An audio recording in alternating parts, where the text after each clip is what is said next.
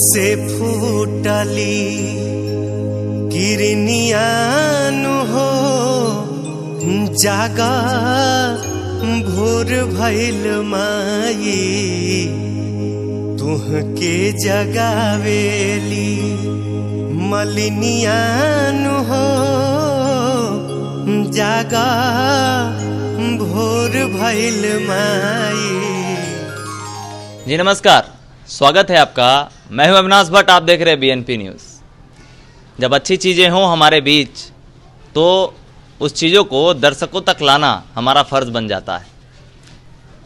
इन्हीं अच्छी चीज़ों की तलाश में आज ये अविनाश भट्ट आ पहुंचा है किरण दुर्गा मंदिर बिशनपुर बेगूसराय में। अब आप ये कहना चाहिएगा कि अच्छी चीज़ें क्या है भाई? मंदिर है, सबसे पहली चीज़ें तो यही है, मंदिर है इसीलिए अच्छी चीज़ें हैं।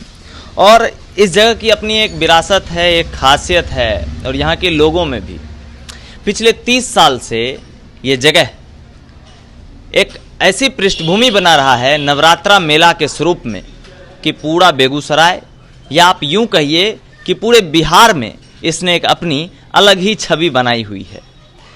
आप मंदिर के परिसर में खड़ा हूँ। कैमरामैन भाई साहब, आप थोड़ा मंदिर को दिखाइए, थोड़ा ऊपर दिखाइए, थोड़ा साइड दिखाइए और दिखाइए कि किस तरीके से इस मंदिर को सजाया जाता है।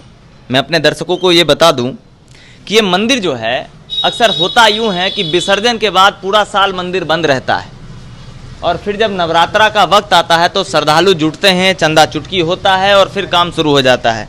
पर इस मंदिर की एक खासियत है कि यहाँ विसर्जन होने के अगले दिन से ही फिर से मंदिर का काम प्रारंभ हो जाता है, मूर्तियां बनना शुरू हो जाती हैं, लगना शुरू हो जाती हैं। दर्शकों, आपके मन में एक ख्याल आ रहा होगा कि आखिर इतने सालों से पूरे साल किस तरह की मूर्तियां बनाते हैं ये लोग। तो मैं आपको ये बता दूं कि कोई भी ऐसे देवी देवता छूटते ही नहीं हैं इनसे जो इस मंदिर परिसर में नहीं होते। आइए हमारे साथ मंदिर के पुराने कार्यकर्ता हैं। क्या नाम है सर आपका? विजय कुमार झा। झा जी, इस मंदिर की विरासत क्या है? आप लोग कितने सालों से माँ भगवती भवानी की सेवा कर रहे हैं और इतना भव्य तरीके से जो आप लोग ये करते हैं, तो इसके पीछे का अनुदान कहाँ से मिलता है? बहुत सारा पैसा खर्च होता होगा, तो थोड़ा सा हमारे दर्शकों को आप बृहद पैमाने में समझाइए कि इतनी खूबसूरती जो कारीगरी होती है इन मूर्तियों में। क्योंकि मैं भी बहुत बड़ा भक्त रहा हूँ माता का और मैं हर एक साल यहाँ आता हूँ और इनका जो तस्वीरों का संकलन है मेरे हिसाब से मेरे पास भी लगभग पिछले 5 सालों से होगा और काफ़ी बेगूसराय और बिहार में काफ़ी फेमस है। तो ये जो पूरा माहौल बना और पूरा जो इतिहास धरोहर आधार आप लोगों ने बनाया, इसकी शुरुआत कहाँ से हुई थी, किन किन लोगों के सहयोग से ये हुआ और आज तक ये कैसा होता आ रहा है? यहाँ तो 30-35 साल से जी मंदिर बन रहा है। 30-35 साल से मंदिर का निर्माण है, पूजा हो रहा है, सार्वजनिक रूप से चंदा वगैरह होता है। करीब पिछले 5-7 साल से हमारे यहाँ सचिव के रूप में गोविंद प्रसाद सिन्हा हैं और अध्यक्ष अनिल झा, उपाध्यक्ष पप्पू महतो, कोषाध्यक्ष पुनीत महतो, ये लोग हैं। सार्वजनिक चंदा के से प्रतिमा निर्माण होता है। हम लोग प्रत्येक साल कुछ नया करते हैं, एकदम नया, जिसमें बृहद रूप से कभी शेषनाग पे प्रतिमा का निर्माण, कभी कच्छप, पहले नीचे में पानी लगाए हैं, पानी पे कच्छप है, कच्छप पे पृथ्वी है, पृथ्वी पे मूर्ति है। कभी 168 देवी का रूप लाए, पूरे इंडिया से लेके बांग्लादेश, पाकिस्तान, श्रीलंका, जहाँ भी देवी की मूर्तियाँ हैं, सेम जिस भी मंदिर में जो मूर्तियाँ हैं सेम वही मूर्ति बनवाए। फिर एक बार सब देवता बनवाए, जितने भी देवता दुनिया में हैं, हिंदू में, हाँ हिंदू मंदिर में।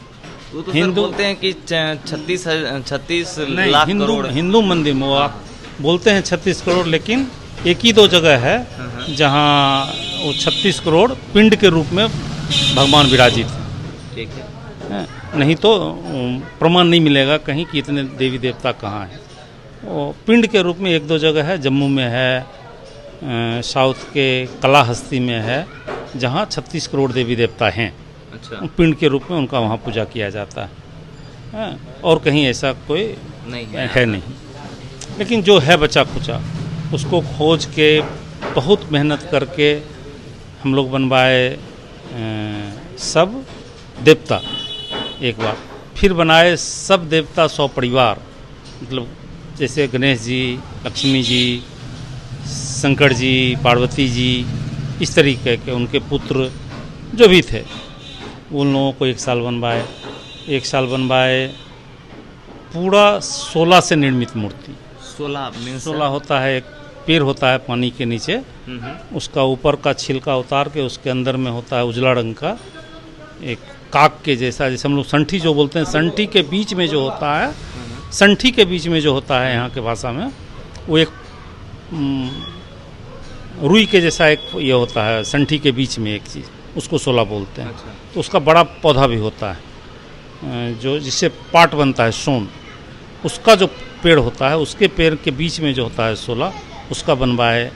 1 साल हम लोग रंग किए दूध और सीप से। अच्छा, दूध और सीप से 1 बार किए पूर्ण प्राकृतिक चीज़ों से, और मिट्टी था उसमें और पूर्ण प्राकृतिक रंग था, सब खुद से रंग तैयार किए, खुद से रंग तैयार करके किए, केमिकल कुछ यूज नहीं किए। इस बार हम लोग बना रहे हैं पूर्ण ग्रामीण परिवेश में, सब कुछ मिट्टी का रहेगा।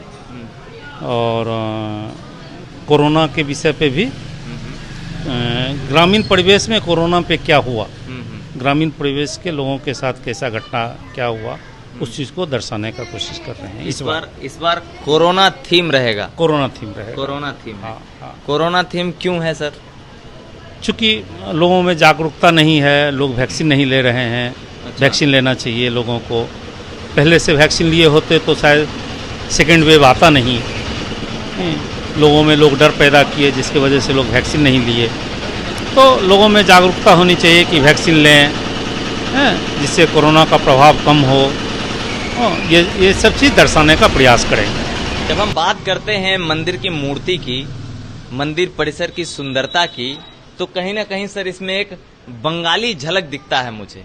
और कई सालों से मैं अपने मन में भी सोच रहा था कि मैं बंगाल भी एक बार गया हूं नवरात्रा में, तो वो झलक दिखती है और सबसे अलग दिखता है। तो यहाँ के कारीगर कहाँ से आते हैं और किस तरीके से ये थीम आप लोग अरेंज करते हैं, इन सब बारे में थोड़ा जानना चाहूँगा। हम लोग 1 साल मेहनत करते हैं इस काम पे। पिछले साल से मेहनत कर रहे हैं 2022 के लिए जी। 21 का काम हम लोगों का 20 में ही हो गया था। 21 का काम क्या करना है, अभी शायद हम को 20 में क्या करें, 22 में क्या करेंगे, वो अभी हम लोग तय कर रहे हैं। और अभी बाहर से मिस्त्री आते हैं, कलकत्ता से ही आते हैं, और वो यहाँ के कारीगर को, चूंकि वो ज़्यादा टाइम यहाँ रह नहीं सकते हैं, यहाँ के कारीगर को बताते हैं कि हम आपको क्या क्या करके देना।